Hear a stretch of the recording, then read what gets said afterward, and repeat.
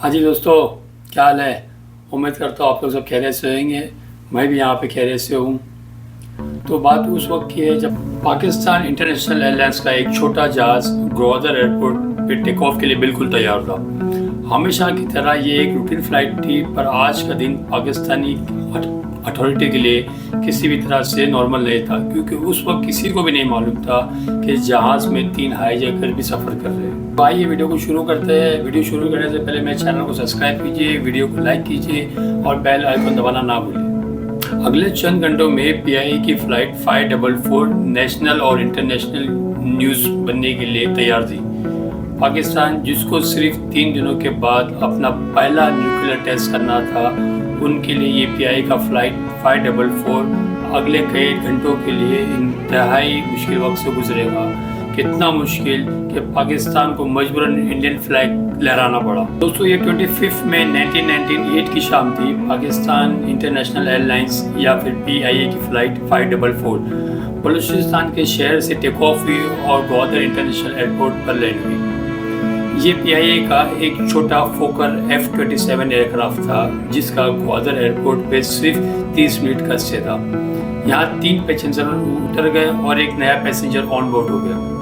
अब जहाज़ में टोटल 27 पैसेंजर और 5 क्रू मेंबर मौजूद थे। पैसेंजर बोर्डिंग के बाद जहाज़ ने शाम में 5:55 के बाद टेक ऑफ किया और इसका अगला और final stop Karachi international airport था, जहां उसे ठीक 1 घंटे के बाद यानी 6:55 पर लैंड करना था।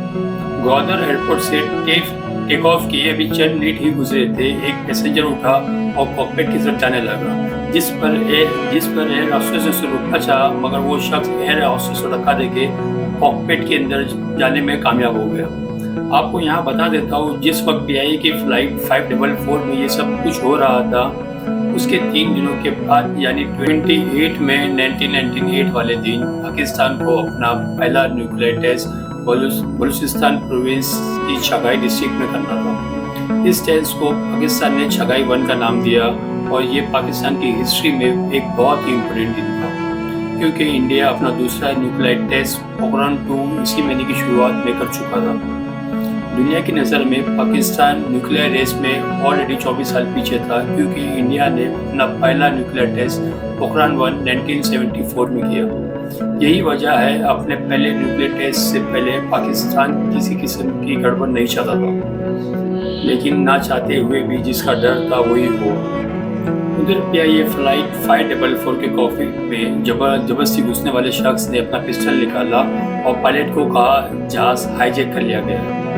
पैसेंजर केबिन में हाईजैकर्स के 2 और साथी भी मौजूद थे। जब उन्होंने देखा पायलट काबू हो चुका है, तो वो अपनी सीट से उठे और वेपन्स के जोर पे तमाम पैसेंजर्स को हॉस्टेज बना लिया। हाईजैकर्स ने सारे पैसेंजर को वार्निंग दी, चालाकी दिखाने की सूरत में जहाज को बॉम्ब से उड़ा दिया जाएगा, जो इनमें से एक ने अपने जिस्म पे बांधा हुआ है।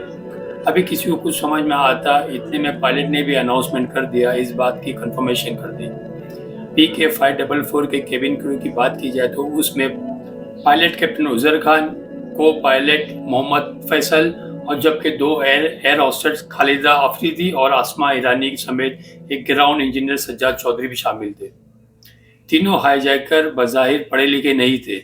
उन्होंने शलवार कमीज पहनी हुई थी और क्योंकि वो तुर्बत से पोर्ट हुए हैं, इस बात के काफ़ी चांस थे इनका ताल्लुक भी बलूचिस्तान प्रोविंस से है। आखिर हाईजैकर की डिमांड क्या थी? बलूचिस्तान प्रोविंस साउथ में मौजूद पाकिस्तान की सबसे बड़ी प्रोविंस है। ब्रिटिश इंडिया के दौर से ही यहाँ के कुछ कबीले अपना अलग मुल्क चाहते हैं, लेकिन 1947 में पाकिस्तान और इंडिया का पार्टीशन हो गया और बलूचिस्तान को पाकिस्तान की प्रोविजन डिक्लेयर कर दिया गया। तब से लेकर बलूचिस्तान के कुछ कबीले पाकिस्तान गवर्नमेंट के खिलाफ है और बलूचिस्तान के नेचुरल रिसोर्सेज को इस्तेमाल करना इनको अच्छा नहीं लगता। 28 मई 1998 को अपना पहला न्यूक्लियर टेस्ट भी अपनी पाकिस्तान को बलूचिस्तान की छगाई डिस्ट्रिक्ट में ही करना था। रिपोर्ट के मुताबिक यहाँ के लोकल पॉपुलेशन को खतरा था, अगर न्यूक्लियर टेस्टिंग इस एरिया में हुई तो इनको इसके भयानक नतीजे भुगतने पड़ेंगे। और दूसरी तरफ पाकिस्तानी गवर्नमेंट का पॉइंट है, यहाँ पे गिने चुने लोग ही रहते हैं जिनको न्यूक्लियर टेस्टिंग से पहले ही दूसरे एरियाज में शिफ्ट कर दिया गया था। बस इसी कॉन्फ्लिक्ट को लेके ये बात बलोच इंसेक्टर को छीनी लगी और अपनी आवाज़ उठाने के लिए ही उन्होंने ही सिर्फ 3 दिन पहले ही फ्लाइट 544 को हाईजैक किया था। उधर कॉकपिट में मौजूद हाईजैकर ने कैप्टन उजैर खान को डिमांड की प्लेन को कराची के बजाय सीधा इंडिया की कैपिटल न्यू दिल्ली लेके जाए। हाईजैकर्स ने ये डिमांड क्यों की थी? ऐसा माना जाता है शायद उनको इंडिया में लैंड करके पूरी दुनिया की अटेंशन अपनी तरफ लानी थी। उनका ख्याल था हम पाकिस्तानी गवर्नमेंट के खिलाफ है तो शायद हमें इंडिया में सॉफ्ट कॉर्नर देखने को मिल जाए, क्योंकि ऐसा ही एक वाकया 5 साल पहले 1993 में हो चुका था। इंडियन एयरलाइंस फ्लाइट 439 दिल्ली से मद्रास की तरफ जा रही थी जब उसको एक सिख ट्रक ड्राइवर ने अकेले हाईजैक किया था। उसने पायलट से जहाज को पाकिस्तान में लाहौर इंटरनेशनल एयरपोर्ट ले जाने की डिमांड की, लेकिन परमिशन ना मिलने पर जहाज को अमृतसर में ही लैंड करवाया गया, जहां हाईजैकर ने मीडिया से प्रेस कॉन्फ्रेंस करने के बाद सरेंडर कर दिया। शायद बलोच हाईजैकर्स भी यही प्लान सोच रहे थे। फ्लाइट 544 के कैप्टन ने बंदूक की नोक के नीचे जहाज की डायरेक्शन इंडिया की तरफ कर दी और अनाउंसमेंट करके पैसेंजर को इतला दी कि हम इंडिया के शहर न्यू दिल्ली में लैंड करेंगे। पर हाईजैकर को ये नहीं मालूम था कैप्टन ने चुपके से एयरक्राफ्ट का ट्रांसपॉन्डर हाईजैक मोड पर कर दिया हुआ है, जिससे ग्राउंड्स पे मौजूद ट्रैफिक कंट्रोलर को सिग्नल जा चुका था ये जहाज हाईजैक हो चुका हुआ है। PIA फ्लाइट 544 अब कराची को क्रॉस करती हुई पाकिस्तान इंडिया बॉर्डर की तरफ बढ़ रही थी। इतने में पायलट ने हाईजैकर को कहा ये छोटा फोकर F-27 फ्लाइट है जिसमें इतना फ्यूल नहीं होता कि हम सीधा 1100 किलोमीटर दूर न्यू दिल्ली जा सके, लिहाजा जहाज को कहीं रिफ्यूलिंग के लिए लैंड कराना पड़ेगा। पायलट ने हाईजैकर को कहा हमें इंडिया के भुज एयरपोर्ट पर लैंड करना चाहिए, जो कि कराची से 300 किलोमीटर दूर गुजरात में मौजूद है। हाईजैकर इस बात पर राजी हो गए तो पायलट ने कंट्रोल टावर से रब्ता किया और भुज एयरपोर्ट पर लैंडिंग की परमिशन मांगी। पर यहाँ पायलट उजैर खान ने चालाकी दिखाई और असल में उन्होंने भुज एयरपोर्ट नहीं बल्कि पाकिस्तान की ही हैदराबाद एयरपोर्ट को कॉल मिलाई थी। पूरे पाकिस्तान के एयरपोर्ट पे पहले से इंफॉर्मेशन पहुंच चुकी थी कि फ्लाइट 544 हाईजैक हो चुकी है, जिसकी वजह से हैदराबाद एयरपोर्ट का कंट्रोल टावर भी पहले से अलर्ट था। आगे से हैदराबाद की अथॉरिटी भी खुद को भुज एयरपोर्ट ही जाहिर करते हुए कैप्टन को लैंडिंग की परमिशन दी थी। इस वक्त रात हो चुकी थी और अब पूरे हैदराबाद में इमरजेंसी डिक्लेयर हो चुकी थी कि एक जहाज हाईजैक हो चुका है जो कुछ ही देर में हैदराबाद एयरपोर्ट पर लैंड करने वाला है। और सबसे बड़ा मसला ये था कि हाईजैकर इस एयरपोर्ट को इंडिया का ही भुज एयरपोर्ट समझ रहे।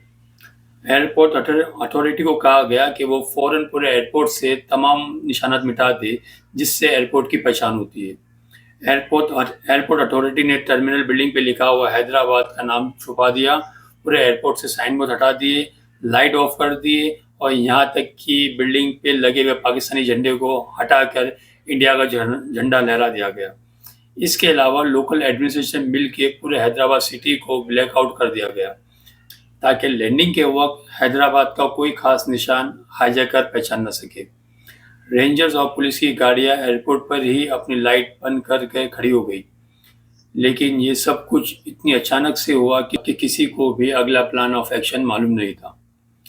रात में जब PK 544 ने जब हैदराबाद एयरपोर्ट पर आखिरकार लैंड कर लिया, एयरपोर्ट अथॉरिटी ने जहाज की विंडोज़ के अंदर देखा तो एक हाईजैकर कॉकपिट में, एक मेन डोर के पास और जबकि तीसरा कैबिन में तैर रहा था। करीब 1 घंटे तक खामोशी रही। फिर रात के 11:35 पर जहाज का दरवाज़ा खुलता है और अंदर से ग्राउंड इंजीनियर सज्जाद चौधरी को बाहर भेजा जाता है।